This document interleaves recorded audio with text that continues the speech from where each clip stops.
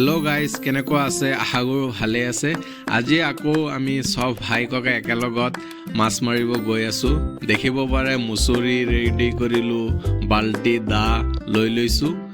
এইয়া পথাৰখন দেখি আছে ন, তাতে আমি চব এতিয়া যাম।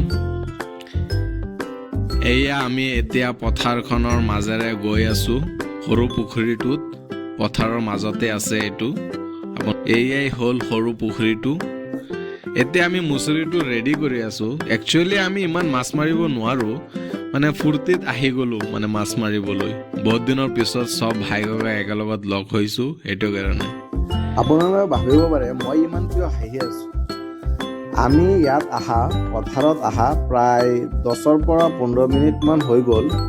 এতিয়াও আমি ডিচাইড কৰিব পৰা নাই মানে মাছ কেনেকৈ মাৰিম। যিটো পুখুৰীত একচুৱেলি 2জন মানুহ আহিলেই মাছ মাৰি লৈ যাব পাৰে। আমি প্ৰায় 5জন মানুহ আহিছোঁ। এতিয়ালৈকে আমি ডিছকাছ কৰি আছোঁ। এইয়া দেখিব পাৰে মোৰ দাদা মানে কৈ আছে যে এইটো ফালেৰে নামিম নে সেইটো ফালেৰে নামিম। এতিয়া আৰু এটা দাদা কৈ আছে ব'লা এইটো ফালেৰে ভাল নহ'ব, আমি সেইটো ফালেৰে নামিম। একচুৱেলি ইয়াত মানে 2জন মানুহ আহিলেই মানে মাছ মাৰিব পাৰি।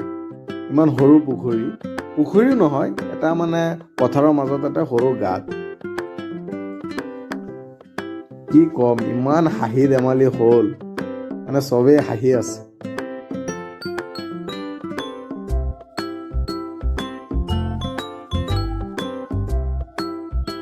মানে দেখিব পাৰে এতিয়া মানে পুখুৰীটো অলপ চাফা কৰি আছোঁ।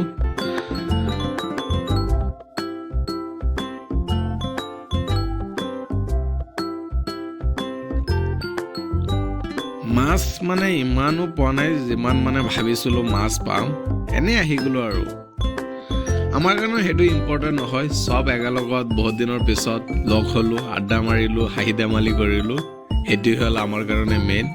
প্ৰায় 3-4 ঘণ্টা মাছ মৰাৰ পিছত 1.5 কিলোমান পাইছোঁ। আপোনালোকে দেখিব পাৰে। যিয়ে নহওক,